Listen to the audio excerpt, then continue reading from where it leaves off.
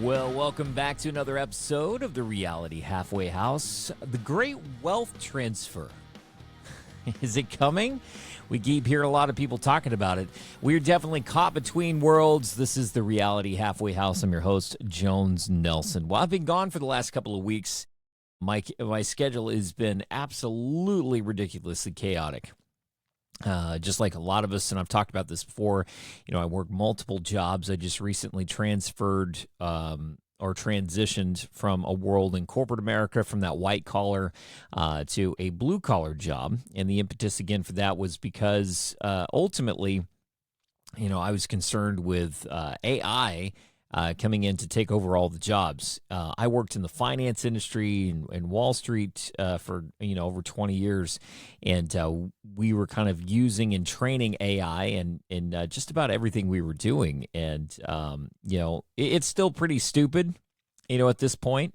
But it was getting better and better. And, if robots are good at one thing, it is very typically numbers, ones and zeros. And so, in the world of finance, that's kind of what they do. So I just basically try to kind of get ahead of or outside of the footprint of the collapsing industry as I see it coming, and into something else. And so I've been doing blue collar, and I started an electrical apprenticeship right out of the gate, and then kind of transitioned from that over into remodeling houses, and that's kind of what I'm doing now. I was always kind of fascinated with being able to do that and get into that line of work. You hear people talking about flipping houses and all that sort of thing, but when you're stuck inside a spreadsheet, you really don't have a lot of times to work with your hands and to kind of learn how to do those things.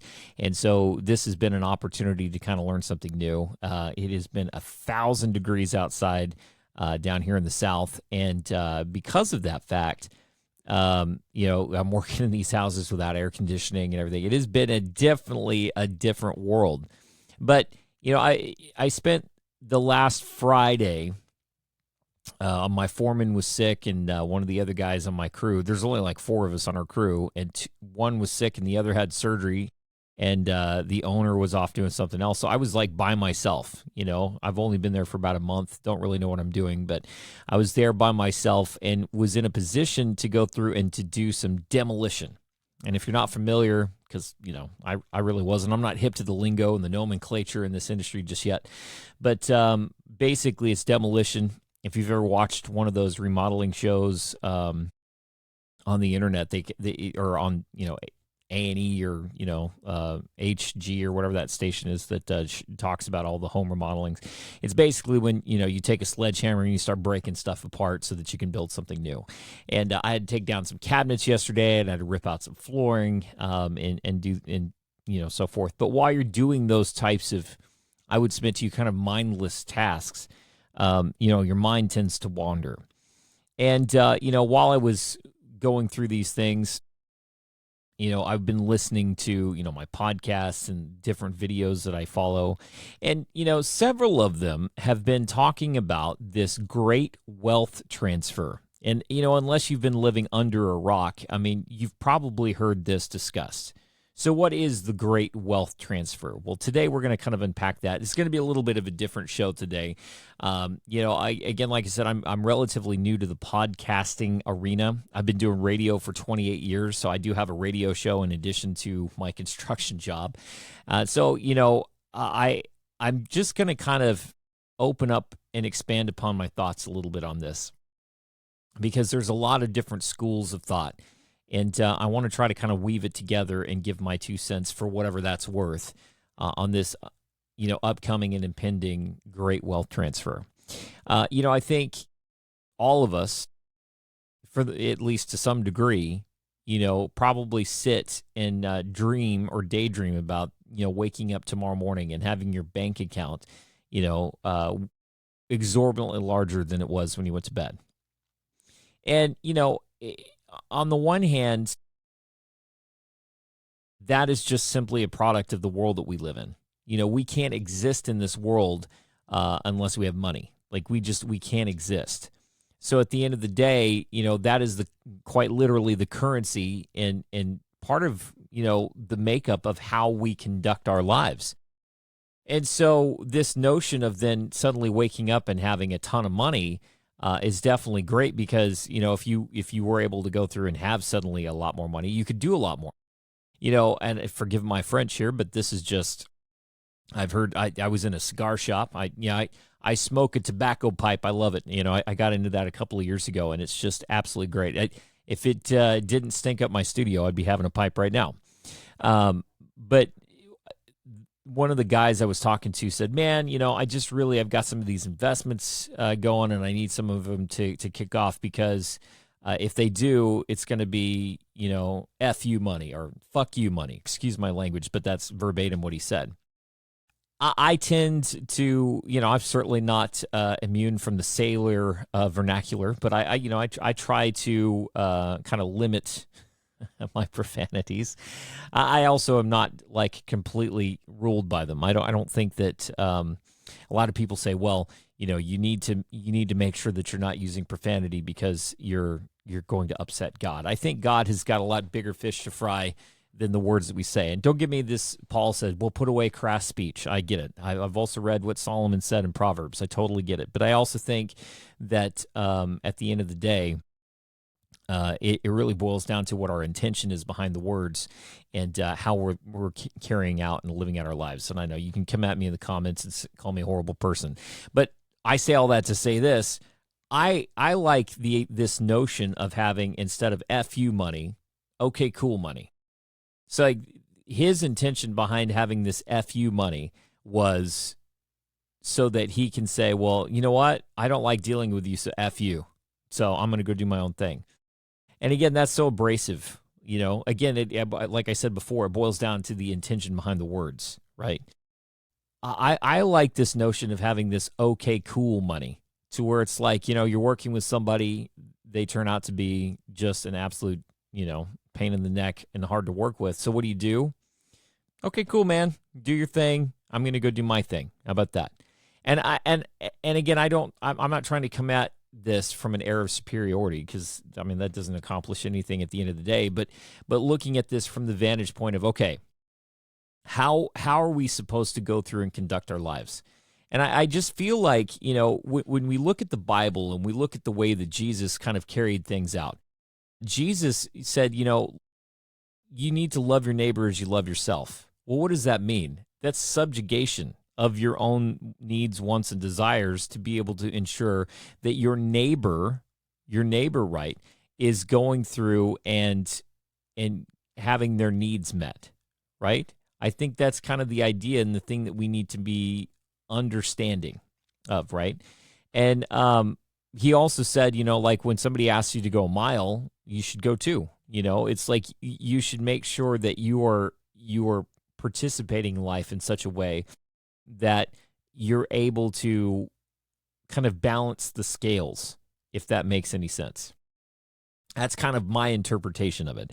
In other words, we need to make sure that we're contributing to life in such a way that we're not a burden, but rather that we're going through and serving others. Because if you're serving others and somebody else is serving you and others and so forth, you create this like, okay, cool effect. Again, like I said kind of earlier, okay, cool, well, I'm going to go work over here then.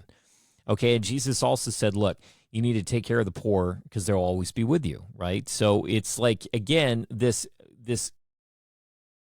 kind of necessity to be cognizant and be observant of what's around us. Well, what's the world that we live in today? The world that we live in today doesn't participate or behave that way. It participates in such a way that is greedy and selfish. Again, I worked in finance in Wall Street. My degree is in finance.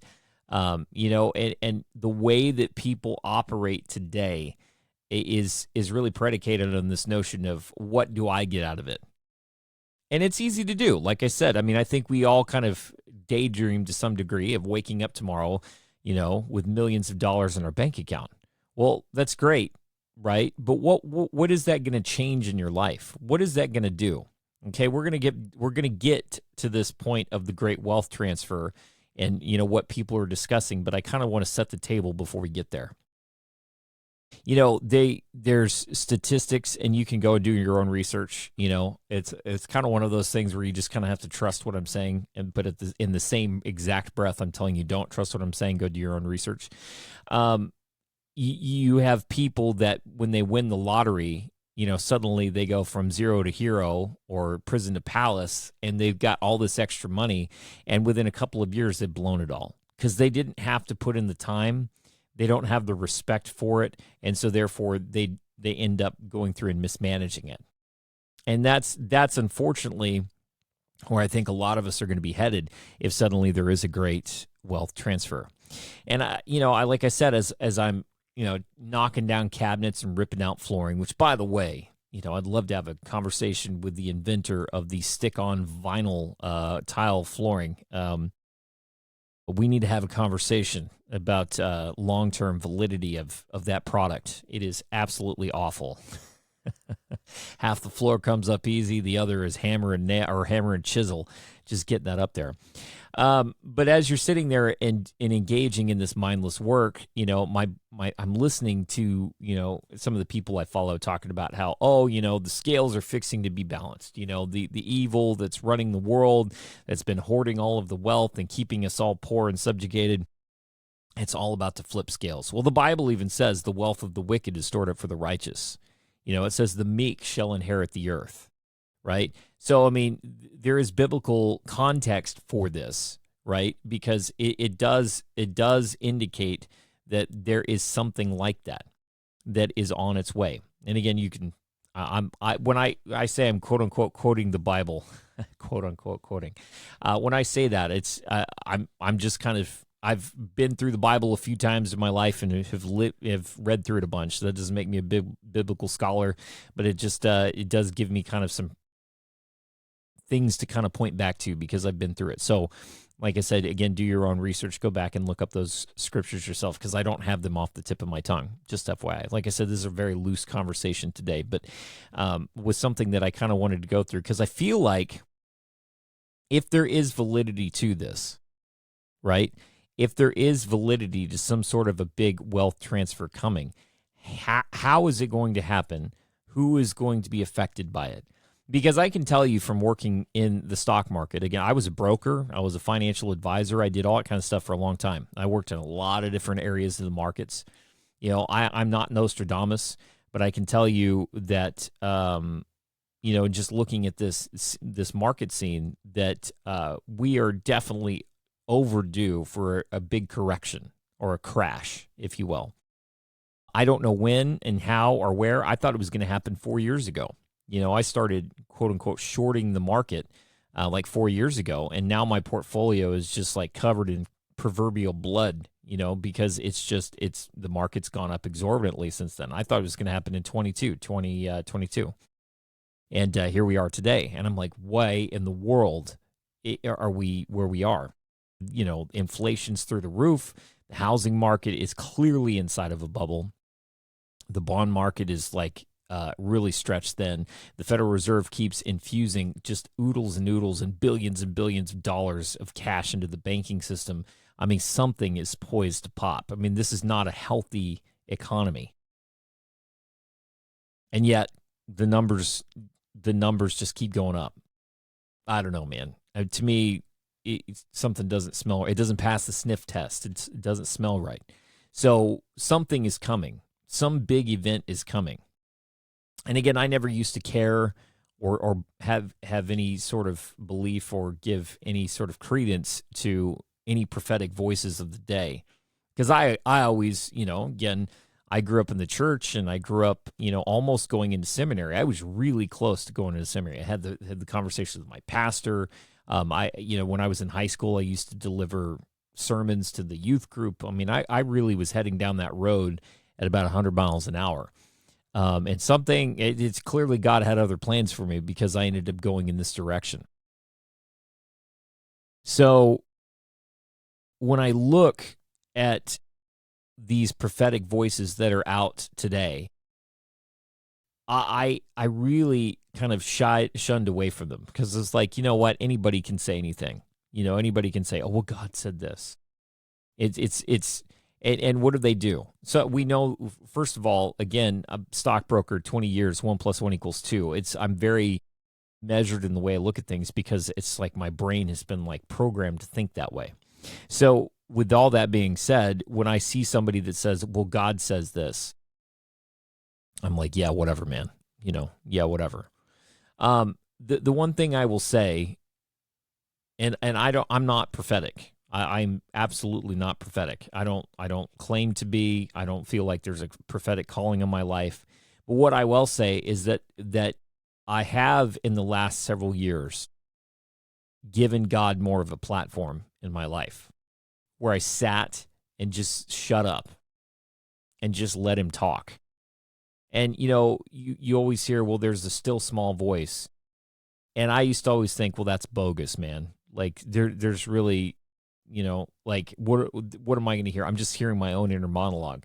Well, in the last several years, I've started to see that there's actually more to it than that. And you say, well, this dude's schizophrenic, man. He's hearing stuff. No, I don't hear anything audible.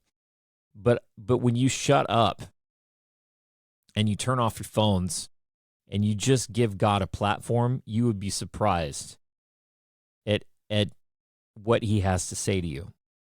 And here's the thing. Some of the things that I've picked up from him over the years, and again, you can call me nuts. That's fine. I don't even really care.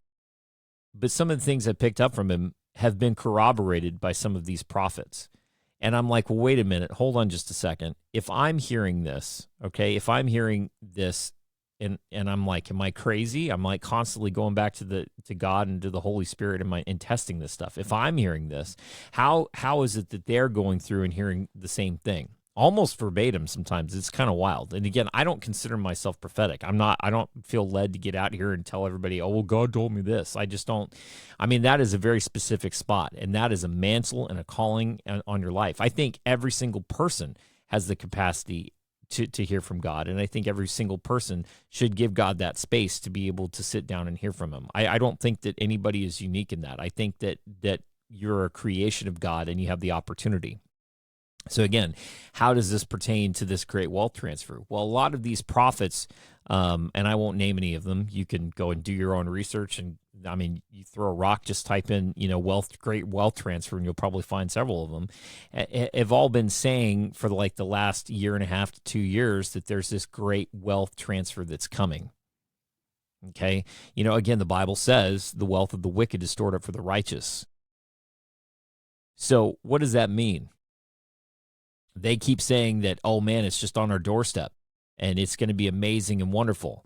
And then some of the non-prophetic people that I speak to are saying the same thing. Well, if you invest in X or if you invest in Y, you're going to be in a position to, really take, ownership of this wealth transfer.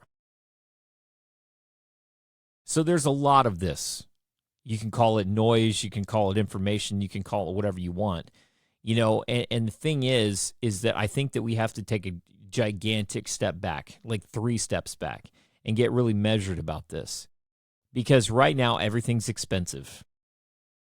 It's like it costs you $150 just to leave your house, like minimum, I mean, it's absolutely insane out there. And, so many people have got, multiple jobs. I saw this, if you've seen it, and I didn't snip it for this, but I'm just thinking about it. And it popped in my feed the other day. It's this gal on a boat. She's out riding around one day, and she's just looking at these like gigantic mansions on the side of this river. And she's like, "What do y'all do for a living? Do y'all work multiple part-time jobs? Like, how are you affording this?" And I think most of us are looking at that, but not mansions, just like, like meat and eggs, gas. We're just looking at life like, how are y'all affording this? Are you working multiple part-time jobs?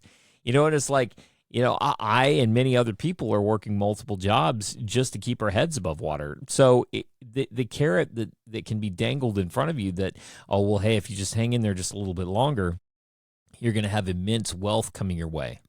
And I think it's interesting because we need to really evaluate this. Because it's intoxicating, this notion of suddenly having all of our financial needs just completely met. I'd love to not be working multiple jobs, I'd love to be in a position to where, I can, just exist, have that quote unquote, okay, cool money. Because there are plenty of times when I'm working with people, whether it's in music, whether it's in construction, whether it's finance, fill in the blank. It doesn't matter where you're working, and suddenly you're working with people that have got attitudes, or they're shady, or they're just like, they're doing things that would otherwise that don't align with what you would do or how you would do it. Is a great opportunity if you're financially able to do it, to say, okay, cool, man. Well, do what you're going to do. I'm going to go do it this way, or I'm going to go do this. And the thing is, people lose their power over you when you get to that point, because they don't have money to control you. See, right now, money is the control mechanism. If you really boil down, and again, my degree's in finance, so my degree, you could also say in another way, is in money. That doesn't make me an expert, but in over 20 years of working with it, I have a very different relationship with money than I think most people. And the thing that you have to really understand, and I'll say in my quiet time with God, he said, money is one of those things. And again, I'm not prophetic. I'm just kind of relaying what he said. He says, money is one of those things that's strange to me. He's like, I don't really understand it, because it's like, it's not real. We give power to money, but it's us that give it the power. And so many people, I don't think, stop long enough to think about it. We're grinding to get it, but we don't stop to think that we're the ones giving the power. And money, in the grand scheme of things, is just you sacrificing your time. So you could do this correlation, well, time is money. People say that, but really and truly, time is money. You sacrifice 40 or 50 or 60 or 100 hours a week for this money. But then as a result, you miss out on opportunities in your life. My oldest is going to be 17 next month. He's going to be starting his senior year. And I just look back and go, oh my gosh, dude, I've been grinding, especially the last 5-6 years with COVID and everything, just trying to keep my head above water because everything has been so expensive. And it's like I missed like the last 5 years of his life. It's crazy to me, and at the end of the day, you can say, well, now I can buy that car, I can buy that house or that gadget or whatever. And at the end of the day, all you've really done is sacrifice time with your family, your friends, being able to really enjoy and experience this life. And the thing is, for most of us, we're engaging in activities that we don't even like in order to go through and to get this money, right? To get it. And the thing is, I saw something yesterday that said, or my wife saw it, she was telling me about it. When depression shows up in our lives when we're engaging in things that don't align with our purpose. I mean, that really struck me, because for years and years, I felt incredibly depressed in working in finance. I'd show up every day. I was exceeding expectations. I was hitting my numbers, exceeding my numbers, and yet I just was miserable. It was absolutely miserable. If you're watching this on YouTube, I know it's tough if you're listening on the podcast, but if you're watching on YouTube, I'm sitting in my recording studio. I've got guitars hanging on the wall. And even now, because I'm working in construction and I've got my radio job, these guitars that are hanging on the wall behind me, I haven't touched in probably 2 months. I get off work and I'm exhausted. And the last thing that I want to do is to come in here and plug it in and start playing. Not because I don't love playing guitar, and hopefully I'll have an opportunity today, Sunday. I'll have an opportunity to plug it in. Just I told myself, it's like I have to sit down because it's like I'm forgetting, who I really am. I used to gig and tour all the time, and it's like I haven't even touched this stuff because I'm just trying to keep my head above water, just like everybody else. So then we end up going down these roads that don't align with who we are. I'm a musician that doesn't get to be a musician, right?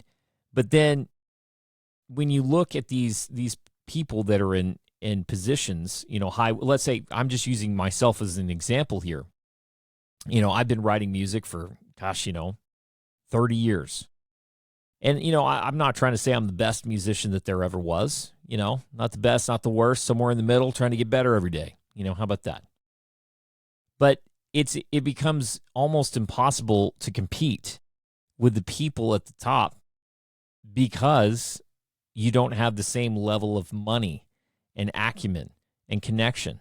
Because I heard a stat a year or two ago that said, if you want a number one song, you can get it. And this was a couple of years ago. And they said it'll cost you $200,000 if you want to have a number one song in the charts. You can get it. It's going to cost you $200,000 because you got to go and they kind of explained it. It's like you got to pay for the marketing. You got to hook up the, get all of the coordination, the people you hire, the ad campaigns, the the interviews. You got to go through all of these different things in order to do it. But you can buy a number one song. And it may be worth it to you because then, you find your audience and then you have residuals. And depending on how you work it, you can go through there. But it's going to cost you. It's kind of like gone are the days where you can really kind of go viral. I mean, we've had a few. Oliver Anthony a couple of years ago with his Richmond over Richmond, or Rich Men North of Richmond is I think how that song went. I mean, he just kind of blew up out of nowhere. That was kind of an extenuating circumstance. Tom Holland's another guy that kind of did that a little bit. But I mean, and there are examples that dot the framework, but it's interesting because in the industry that I'm in, because I work in radio and have worked in radio for 30 years, I'm very intimately familiar with like the tops of the charts because I've had to play those artists. And for example, in country music, unless you're Morgan Wallen, Luke Combs, or Jelly Roll, now Ella Langley, it's like you're not going to get in there. And if you give it 5 minutes, Luke Bryan will be back in, and Blake Shelton, and they just rotate. They just kind of rotate through. Eric Church will be back in there. Give them a little bit. They'll go off and do Dancing with the Stars or whatever they're doing, and some other person will come in, and then they'll rotate back in. It's a system that is set up that is preventing individuals from being able to have a shot. And again, we come back to money. Money is this weird currency. It's this weird barrier to entry. It's this weird illusion because it really is the blood that runs through our entire world. And every single country has their own currency, right? Some countries share it, but at the end of the day, it's like we all have this different blood, these different blood types that just run through all of the world. And the more quote unquote blood that you have, the more influence that you have. But for the vast majority of us, we're working along. And see, a lot of people don't realize this. People look at inflation and say, man, this sucks. But inflation is a tax. And you can say, oh, that's conspiratorial. No, it's an invisible tax. Because the more something costs, and yeah, I believe there's price gouging and price fixing. There's collusion across all of these things. I think you'd be naive to think otherwise. But because of that, because of inflation and this invisible tax, the dollar that you had yesterday is not worth the same dollar. Inflation is just, it is an invisible tax that just eats away. And so now you have to have a second job in order to be able to have the same lifestyle that you had, last year. And then at what point do you need to get a third job to have the same lifestyle? Barely making it for most people. So again, I come back to the great wealth transfer.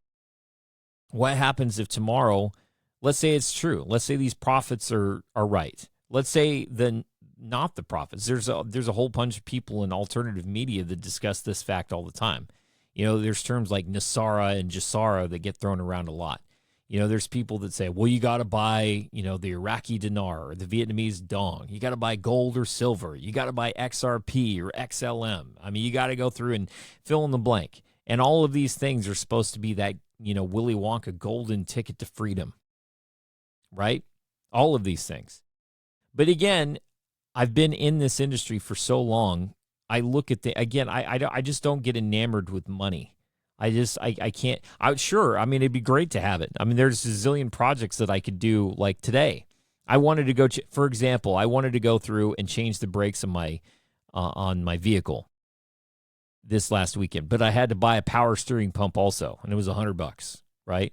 Well, I wanted to go through and buy some brakes as well, but by the time you get pads and all the accoutrement, it was going to be like another $100. I'm like, man, it's like I can't afford to do it all at once. It's like I'm going to have to spread it out. It's like $200 in the grand scheme of things, but when you have mortgage and insurance and all this other kind of stuff that you got to do, it's like you have to spread things out. Well, man, dude, how much easier would it be if suddenly you just had, $1 million in the bank? You just knock stuff out. Like you just start taking care of life. But again, if you start taking care of life, you become a threat to the overall infrastructure, right? Because now you can't be controlled by it. It's funny, in this transition from the white collar to the blue collar, and it's started happening slowly over the last couple of years. The last white collar gig that I had, I took a pay cut to get the job, but it was super easy. It's like I could knock it out quickly. I'd work all morning and basically get to a point where I was caught up. And then it was kind of like pace. You just, like, some days were busier than others, but for the most part, there'd be long stretches where there was kind of nothing to do, and you just kind of got paid to sit and be available, right? And it was great. So I would practice guitar. I would record songs. I'd record vocals for people. I mean, it was such a great deal. I got paid less there, but I had an opportunity to be able to do more of things that I loved. And so it was like a cool trade-off, right? And then that changed, and they started expecting more and more and more, and there was no time to record vocals or guitar or whatever. And so the job itself became basically a low-paying job that was no longer worth it. And I just, at that point, just made the decision to leave, because money at that point had kind of lost its grip on me. I started changing the way that I looked at it as, I need it. I've got to pay the mortgage. I got to pay the insurance. I got to pay for groceries, et cetera, just like everybody else. But my relationship with it is a lot different than it was before. So I left, and I took even a little bit of a pay cut for the opportunity to be able to learn something new in the trades, which I had no experience with. And so now I'm kind of learning how to do this in hopes that someday, maybe it'll benefit and I can maybe buy a house and flip it, or, it'll turn into an investment at some point down the road. But all that to say, and not that I worked at this, my relationship with money started to transfer or started to change. And so as I'm chipping away at the floor and knocking down cabinets and doing all these things, I'm thinking, well, what happens if all this is true? And I wake up with millions of dollars in my account tomorrow. Let's just say, I wake up and this NESARA, GESARA, and all investments and other things like that, it's all true, And I wake up and suddenly I'm a multimillionaire. What does that change? What does that change? One of the prophets that I've followed, and again, I won't mention names, but they said, in their latest words, said, why that what God was relaying. It said, why are you so infatuated? And I'm paraphrasing, obviously. It's, why are you so infatuated with the things of this world? Why is it that you can't let these things go? And I had to stop for a second. Like, I actually had to pause. I had to pause the video and pray. I just had to start praying. And I said, God, what in the world, man? So on the one hand, we're not supposed to be attached to the things of this world, right? We're not supposed to want the things of this world, right? Jesus said, look, man, he's like, if you want to find your life, and again, I'm paraphrasing, he said, if you want to find your life, you're going to have to lose it. But those that lose their life for me will find it, right? He also said, he's like, birds have nests and foxes have holes, but the Son of Man has no place to lay his head. And when you look at that, it's like he was kind of detached from the earth. He came and specifically came to kind of lead people into having a different relationship with the way that we kind of interacted with the earth. It was all about faith and trust. And now I'm starting to see, in just even the last couple of months after switching something entirely, going from having confidence in myself and my ability to do the finance thing to having like no confidence in myself in terms of being able to do things like with my hands, with, construction and so forth. I have no confidence. I started to realize that there's this deep correlation between faith and confidence. The more confidence that you have, the greater your faith. Well, I don't know how to do that thing in particular, but I've done all of these things that are like that thing. So I feel very confident, or I have faith that I can do it. You know what I mean? It's like if I'm going to go through and play, as an example, I don't know how to play the mandolin. I have no idea how to play it. I don't know what the notes are. I have no idea. But I bought, a guy was selling off a bunch of instruments, drum set, mandolin, guitar, stuff like that. And he was just selling off stuff. It was moving. So I went through and I bought just a lot of instruments from him. And in that lot was a mandolin. Now, I've always thought mandolin was cool, but like I don't know the first thing about playing one. So I just started, messing around with it one day. Never played a mandolin, never touched a mandolin, don't know how to tune it. I had to Google, how do you tune a mandolin? And but I've been playing guitar for a long time. It's got strings, not necessarily the same, but it's the same kind of motion, the whole deal. So I sat down one day and I wrote a song with the mandolin. Now, sure, I'm not gonna like melt any faces off or anything, but it was a prominent part. It was like one of the prominent instruments, and it sounded cool, I thought, in my own opinion. I thought it sounded cool. I actually had studio musicians here in town that work in studios and so forth. They're like, dude, I love that song. We need to go back and redo it. Like, we need to like really take this song and release it. Again, never touched a mandolin before, but my confidence was such that, right? My confidence was such that it's like, I've never done this before, but I'm going to try it and see what it happens anyway. My faith in myself and my ability to do that thing is directly correlated with the level of confidence that I have in myself to be able to do similar things, right? So again, I think that there is a strong correlation to our faith and our confidence. But see, this comes back around to money, and I really want to kind of bridge this gap. So many of us right now are caught in working in jobs that we don't like so that we can go through and gain money, so that we can then have money, have the ability to live a life that hopefully we do want. But the problem is then you don't end up going through and pursuing your God-given purpose. All of us have different talents and things that we're good at. Since a very early age, I've just kind of understood that, kind of words are my kung fu. It's like words are my thing. I've had a microphone in my face since I was 15 years old. I'm a lyricist. I'm a singer. That's just it is what it is. I'm not trying to say I'm the most eloquent speaker ever, but after 30 years in radio, it's like I kind of know my way around a microphone. It's not braggadocious. It's like again, I feel like in doing this, I'm stepping into something that is ultimately kind of in alignment with what I'm supposed to be doing. I'm working with a guy right now that's been in construction for 40 years. It's his kung fu. We went through and we had to move a dryer vent from in the floor to back in the wall, so that you could push the dryer flush to the wall. Well, he cut the floor up and he moved it back and then he framed it out. And he took what was like an ugly hole and he made it beautiful. His his craftsmanship was just next level. And I just remember watching this because, again, I don't know what the heck I'm doing. I'm just kind of observing, handing him tools, go for this, go for that. And just watching a master at his work, and he loved it.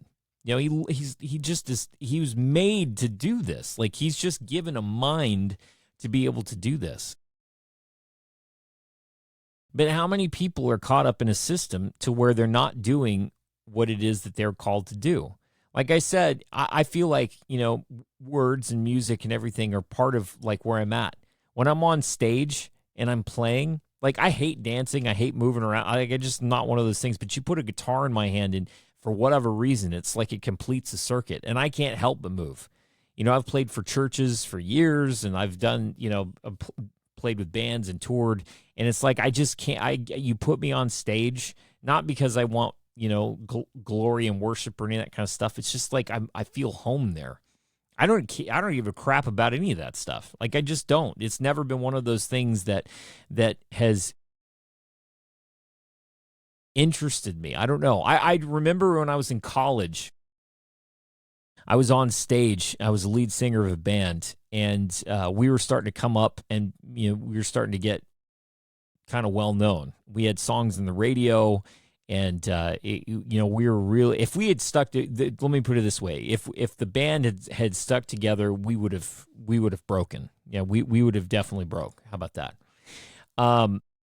And I just remember one night I was on stage and I was singing, and I could the crowd was singing my words that I wrote back to me. And I just remember feeling the energy in the room change. And it just occurred to me at that point, it's like, oh, this is worship. This is glory. It's like, and it struck me. I'm in the middle of singing a song, and it hit me, and it was like, oh man, it's like this is why, the Rolling Stones are on their 8th farewell tour. This is why all these guys can't give it up, because of the glory and the worship. They get addicted to it. And I realized early on, it's like, man, that is not for me. I don't want it. This is not what I want. But at the same token, it's like when you're hardwired to be up on stage, it's this weird juxtaposition between, navigating being up there and being able to go through and to push that glory and that worship and all that kind of stuff away. It's a very weird spot. All I can tell you is that being up there, and again, I know that seems contrived, but being up there is just, I don't know, it's one of those things where it's like, that's my place. And having, to go through and to work in finance in order to be able to go through and put a roof over the table or over our head, or work in construction to be able to do the same thing. I'm foregoing what I was hardwired to do. Because I've had people come up to me and say, man, you sounded great up there, when I know that the sound was so bad, like the guitar wasn't even coming out of the main speakers. It was like only coming out of the monitors. I mean, I've been in this for a long time, and it's like, I know for a fact you didn't hear anything that I just played. I know for a fact you didn't. But it's not about that. It's like I was up and fulfilling my purpose. And because of that, they could feel that. Just like when you're around somebody that's in their element, and you just like they emanate or they radiate something that's palpable and tangible. And so I ask the question, what is this wealth transfer going to do? Because the wealth transfer, if in fact this is necessary, and to kind of come full circle to this, the Bible again is very clear. The Bible is very clear. Again, the wealth of the wicked is stored up for the righteous. Well, what does that even mean? How is the wealth of the wicked stored up for the righteous? We've been working all of our lives. Just like, you can correlate this with the Israelites in Egypt. They worked all their lives. And right before they left, and the prophets have also been talking about this, right before they left, the plagues all befell Egypt, and they all went through until finally the angel of death came through and took the firstborn, right? And then after that, the Israelites ended up going through and taking the wealth from the Egyptians, and they left in very good standing. And as a matter of fact, it says there was no feeble among them. What does that mean? Well, it also sounds like they were all healthy. The prophets have also been saying that there is a great wealth and a great health transfer coming. Like I said, you have to kind of take it all with a grain of salt.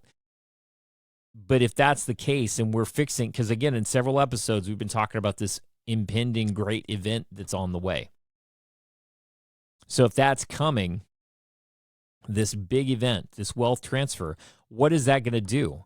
Is that going to give you the opportunity to be able to go and do your thing?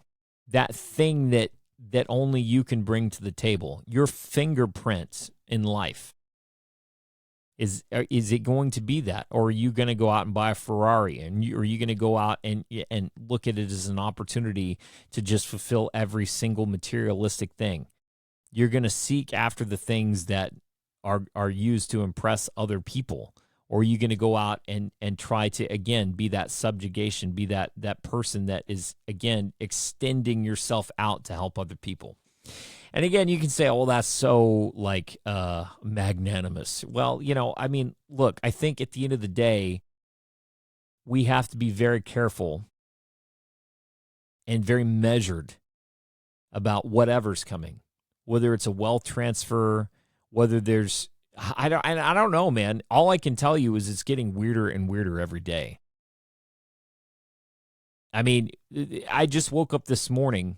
Okay, just to put this in perspective. So just a couple of days ago, you had Mitch McConnell, a senator in the United States Senate. He passed away.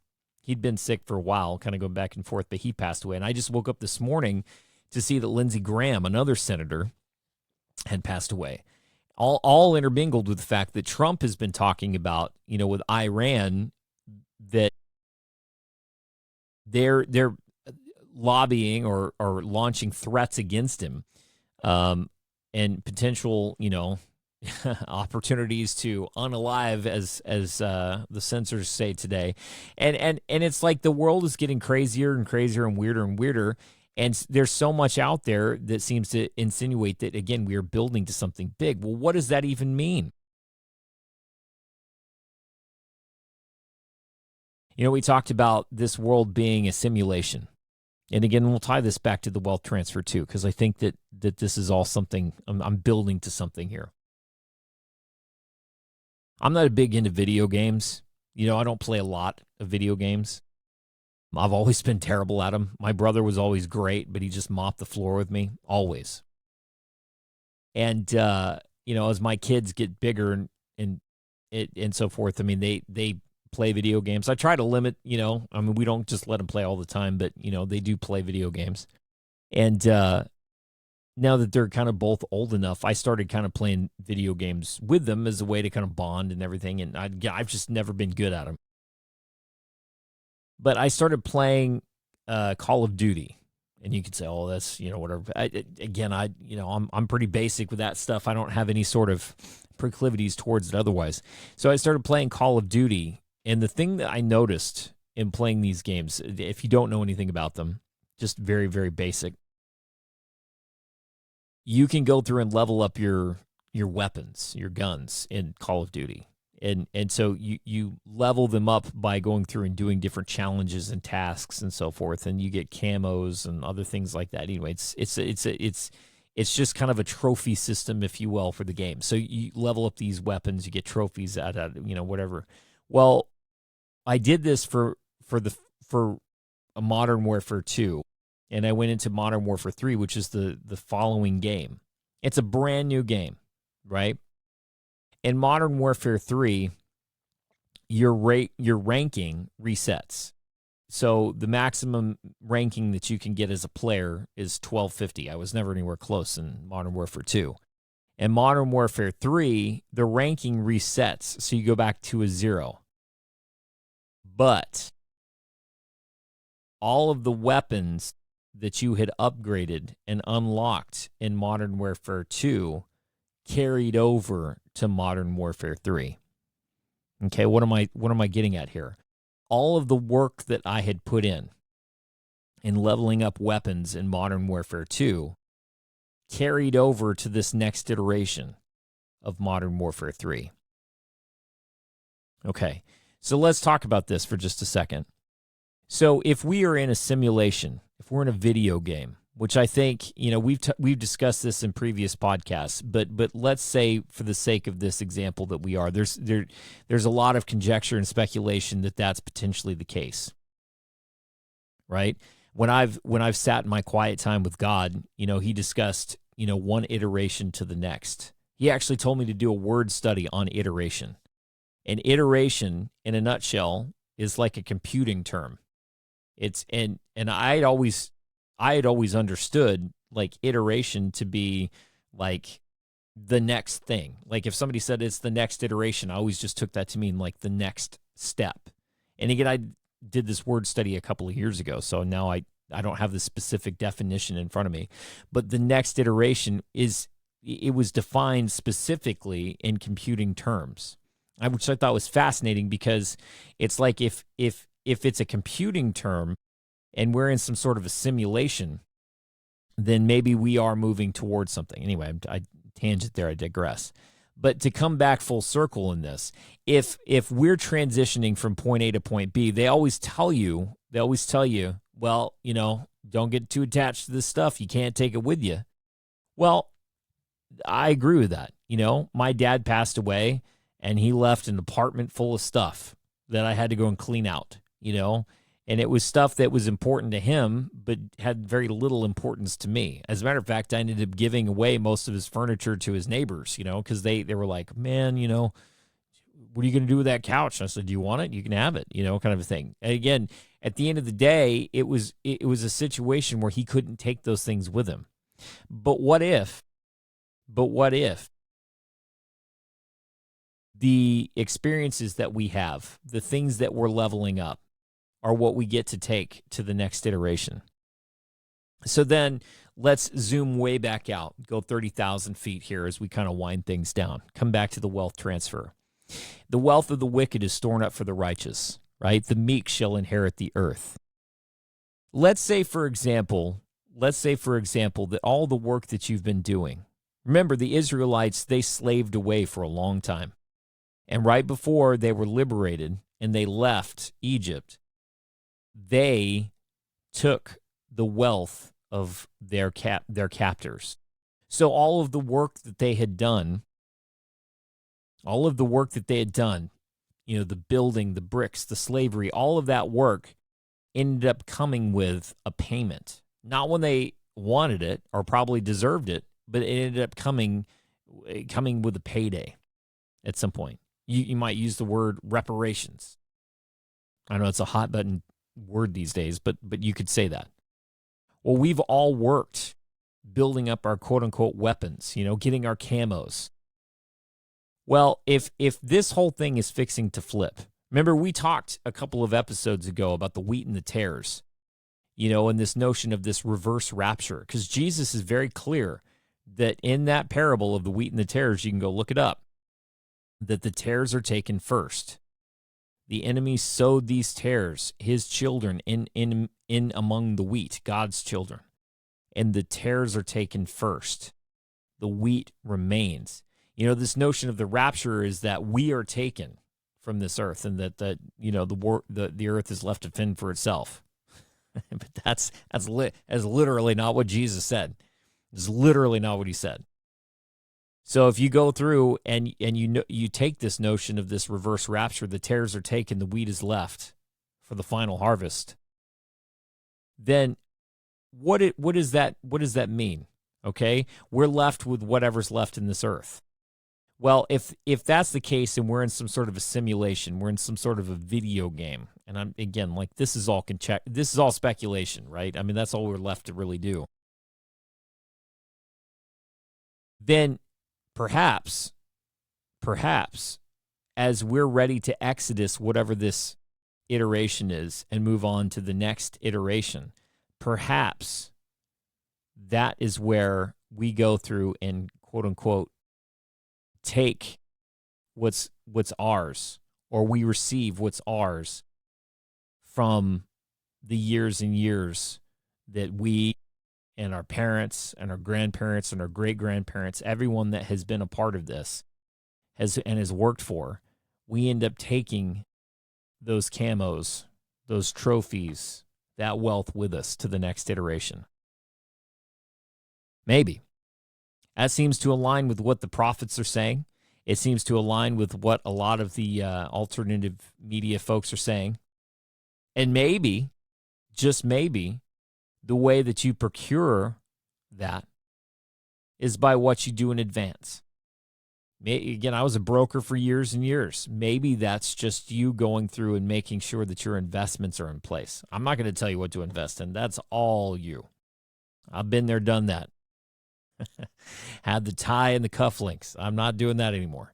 There's plenty of resources available. But let's say that's you going out and getting those camos. And those camos that you've earned, so to speak, are maybe those that carry over into the next iteration. Maybe. I'm just kind of throwing that out there. And that if suddenly, as a lot of these prophets and other people are saying, there is a reverse rapture and millions are gone, then suddenly there are assets available that may otherwise not have been. I know that all seems crazy. It totally does. But we have alien disclosure. We have all kinds of weird stuff happening all around us right now. People are showing videos of like 2 moons in the sky and 2 suns in the sky and like the sky glitching and all kinds of different stuff. I mean, it's bananas out there. So, I mean, think about it this way. We just watched, it was just 4th of July, week before last week. And there's that scene in the movie where the spaceships have already attacked. They've already blown up, like all the big landmarks, and they are moving on to the next targets. These giant city-sized spaceships are out there, right? And they're gearing up to go through and fight them with pilots in the sky, right? And Randy Quaid's character comes out there and he says, yeah, I can fly, I did crop dusting. And then he starts talking about how he got abducted before. And the captain and the people that are like over this mission start kind of rolling their eyes. And I'm just like, look at this. They're rolling their eyes. There's literally a spaceship up in the sky, right? That they're having this meeting about going to fight, and they're still gaslighting this dude like, yeah, whatever, man. Like, you got abducted. It's like, we're going to go fight this guy. We're in that stage right now where it's like, all these people that have been saying for years all this stuff is happening, and now it's suddenly unfolding and happening in front of us. Like, yeah, whatever, you're crazy. It's like, what are you talking about, man? Like, they're uncovering like really crazy and bizarre things. So all this notion of, the Bible says that this is going to happen. And you're like, yeah, well, that's not really feasible. You don't think there's millions and millions of tears? You don't think there's millions and millions of tears? I don't know. It's just something to think about. But the one thing I'll leave you with this, with this great wealth transfer. And again, this is coming from scraping vinyl flooring off of the vinyl tiles off the floors, which is an awful, awful thing if you ever have to do it. God bless you. God bless you. But is this, if suddenly you wake up tomorrow morning and you have millions of dollars in your account, what are you going to do with your life? How is it going to change you? Are you going to go after all of the things of this world and start the cycle all over again? Are you going to become one of the ones that held that money at the beginning? Remember Jesus, what he said to the rich man. He said, hey, listen, you need to sell all your money or get rid of all your stuff and follow me. And he said he went away sad. The Bible also says it's the love of money, not just money, but the love of money that's the root of all evil. The Bible also says it's easier for a camel to go through the eye of a needle than it is for a rich man to get into heaven. Doesn't say it's impossible, but I do leave you with this. If in fact you wake up tomorrow morning, and you're worth millions and millions of dollars, what kind of person are you going to be?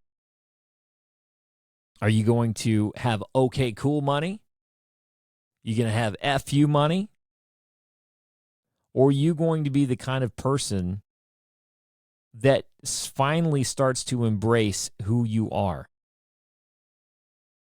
I've got a lot of guitars hanging on the wall behind me that have been sorely neglected. And I'd like to think I'm the kind of person that is going to finally step into the role that I truly feel like I'm supposed to be. Just some food for thought. Money is powerful, but it's a tool. And in the grand scheme of things, it's not even real. Hey, if you've enjoyed this podcast, man, I'm very new to the podcasting arena. Give it a like and a subscribe. And as my podcast grows, I'm really interested in bringing on a co-host. So if you're sticking with me all the way to the end and it's something that you'd be interested in doing, shoot me a DM. You can find me on all the socials, Reality Halfway House. I'd love to chat with you. Again, like I said, don't let the money go to your head. If in fact that's what's happening, who knows? We are caught between worlds. This is the Reality Halfway House.